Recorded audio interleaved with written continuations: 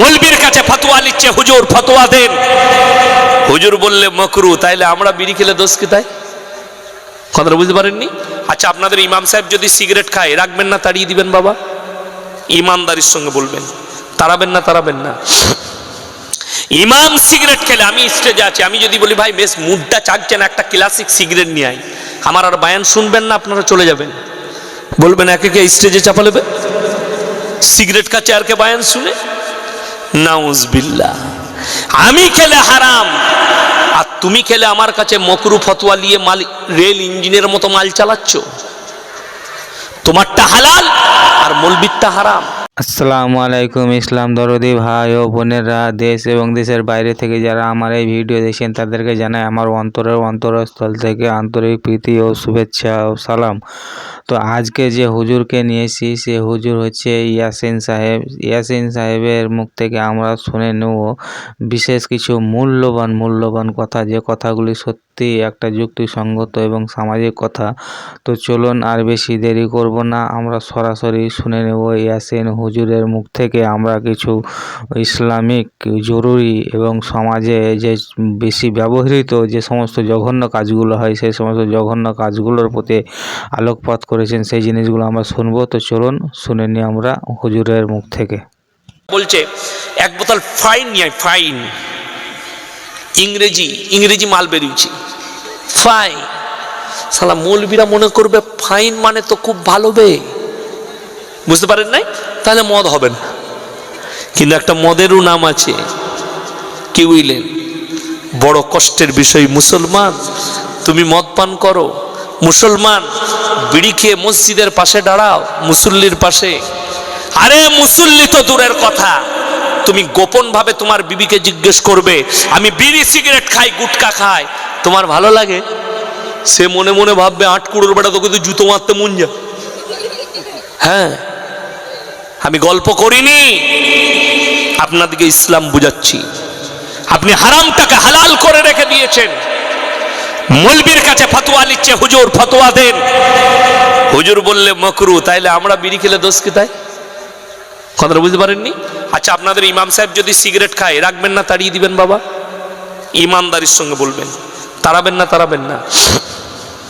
ইমাম সিগারেট খেলে, আমি স্টেজে আছি, আমি যদি বলি ভাই বেশ মুডটা চাকছেন, একটা ক্লাসিক সিগারেট নিয়ে আই, আমার আর বায়ান শুনবেন না, আপনারা চলে যাবেন।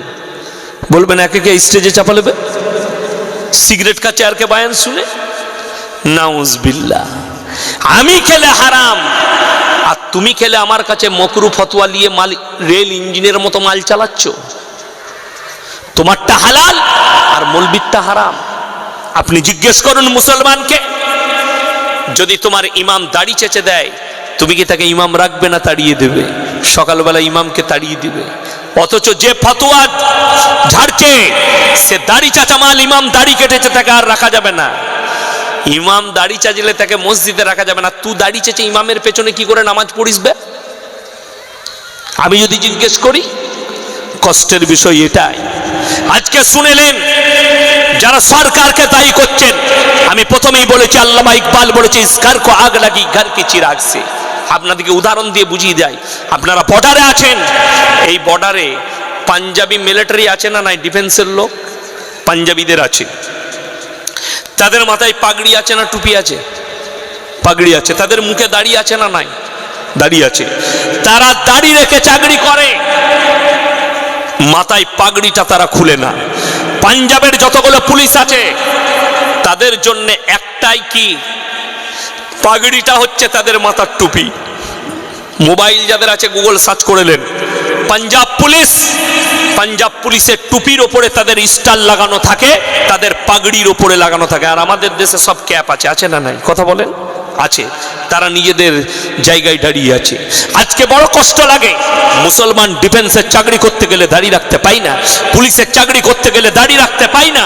তার কারণ সরকার দায়ী নয়, মুসলমান নিজে দায়ী। 100টা মুসলমান যদি ডিফেন্সে চাকরি করতে যায়, সেখানে যদি 5 জনের দাড়ি থাকে আর 95 জনের দাড়ি না থাকে, ভোটটা কার বেশি? 95 জনের না 5 জনের? 95 জনের। কি বলবে অফিসার? এই 95 জনের কাছে ইসলাম নেই, তোরা 5 জন ইসলাম দেখাতে এসছিস, চল দাড়িগুলো কাট।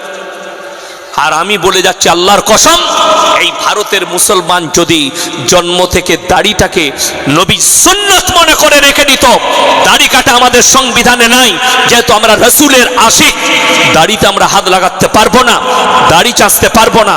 এদের বাপের হিম্মত ছিল না তোমার দাড়ি কাটি, কিন্তু জায়গাটা তুমি তৈরি করেছো, দাড়ি চাচার জায়গাটা। কাকে দায়ী করছেন? আমার মুসলমান ভাই, চলুন, নামাজ কেউ ছাড়বেন না, জোরে বলুন ইনশাআল্লাহুল আজিজ। নামাজ ছাড়বেন না, অবশ্যই যে কোনো হালতে নামাজ পড়ুন। আপনি মাঠে আছেন, আজান হয়েছে, পবিত্র আছেন, গায়ে একটা গামছা আছে, গেঞ্জি আছে, উজু করে নামাজটা পড়লেন, নামাজ ছাড়বেন না। আমাদের সমাজের লোক দেখিয়ে দেবো, নামাজের জন্য যদি বলা হয় ভাই নামাজ পড়ছো না, বলে হুজুর সময় হয়ে উঠে না, এত ব্যস্ত। কিন্তু হারামখোর 3 ঘন্টা চায়ের দোকানে আড্ডা মারে। ঠিক বললাম না ভুল বললাম? 3 ঘন্টা আড্ডা মারছে, চায়ের দোকানে গল্প করছে, কিন্তু নামাজ পড়তে বললে বলে সময় হয় না। আল্লাহর কসম করে বলছি, তোমার মৃত্যু এলে তুমি বলতে পারবে আমার বিটির বিয়ে বাকি আছে, আমার ছেলের বিয়ে বাকি আছে, আমি ইনকাম করে ছেলেকে বড়লোক করব, তারপরে আসিস আমার মতটা নিতে? মৃত্যুর ঘন্টা বেজে গেলে তোমার জন্য একটা সেকেন্ড অপেক্ষা করা হবে না, প্রতি মুহূর্ত আপনাকে রেডি থাকতে হবে। চলুন আরো একটু আগে চলুন। এটা নামাজ হলো।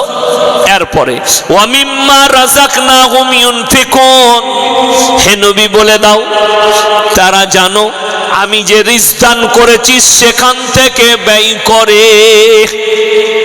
সবাই নিয়ত করুন, আজ থেকে হালাল রুজি খাবো, জোরে বলুন ইনশাআল্লাহ। আচ্ছা আপনি বলুন তো, সব থেকে আমাদের সমাজে আপনারা বলবেন কম বেতন কার? কথা বলে না? মৌলবীদের, ইমামদের। সব থেকে ভালো খাবারটা কার? কথা বলেন? মৌলবীদের। আমাদের দস্তরখান সব থেকে ভালো, বেতন আমাদের কম। যারা মনে করছেন টাকা থাকলে খেতে পাওয়া যায়, তাদের ভুল হয়েছে, আপনার বুঝার ভুল হয়েছে। টাকা থাকলে ভালো মন্দ খাওয়া যায় না, আল্লাহর রুজি মাপলে তবে খেতে পাওয়া যায়। আপনাকে বুঝিয়ে দিই, ইমামের বেতন ধরেলেন কোনো মসজিদে 6,000, কোনো মসজিদে 10,000, আমি 10,000 ধরলাম ম্যাক্সিমাম। কত ধরলাম? 10,000। 10,000 টাকা বেতন ইমামের। সে বেচারার আল্লাহ এত বরকত দিয়েছে, তাকে লটারির টিকিট কাটতে হয় না। তোমার 50,000 টাকা রোজগার হারামখোর প্রত্যেক দিন 10টা লটারির টিকিট কাটে বরকতের জন্য। ঠিক বললাম না ভুল বললাম? লটারি এই জন্য হারাম। সকলে বলুন ভাগ্যের মালিক কে? ভাগ্যের মালিক যদি আল্লাহ হয়, তুমি কি করে নিজে থেকে ভাগ্য পরীক্ষা করছো? যে লটারি কেটে দেখি আমার ভাগ্যে কি আছে। তোমার ভাগ্যে তুমি কি করে জানবে, আর লটারিওয়ালা কি জানবে? লটারির টিকিট এই জন্য হারাম, ভাগ্য পরীক্ষা করা হয়। শুধু তাই নয়, এর বিস্তারিত ব্যাখ্যা বিশ্লেষণ আছে। আমি আপনাদেরকে বলে যাই যে আমার ভাই একটা মৌলবীর 6,000 বেতনে তার সংসার চলে যাচ্ছে, তাকে লটারি কাটতে হয় না, তাকে সুদ খেতে হয় না, তাকে হারাম পথে যেতে হয় না, তাকে মিথ্যা কথা বলতে হয় না। আর বড় কষ্টের বিষয়, তুমি 20,000 30,000 রোজগার করছো, বলছে আমার বরকত হচ্ছে না। 1 নম্বর লটারি কাটছে, 2 নম্বর বউকে রাস্তায় পাঠিয়ে দিয়েছে বন্ধন লোন কর আর গ্রুপ লোন করে খা। এটাই কষ্টের। তুমি তোমার বউকে রাস্তায় ঠেলে দিলে কেন? খাবারের লেগে। মায়েরা শুনেলেন যে মায়েরা অল্প পয়সায় স্বামীর ইনকামে সন্তুষ্টি প্রকাশ করে না, সেই মেয়ে যদি তাহাজ্জুদ পড়ে তারপরও মুমিন নয়। কাগজ থাকে তা নোট করুন। হ্যাঁ বন্ধুরা, আজকের ভিডিও কিন্তু এই পর্যন্ত। এরপরে কিন্তু আবার আমরা নতুন কোনো একটা ভিডিও নিয়ে উপস্থিত হবো। তাই বন্ধুরা, আমার এই চ্যানেলটাকে যারা সাবস্ক্রাইব করবেন তারা কিন্তু প্লিজ দয়া করে সাবস্ক্রাইব করে নিও।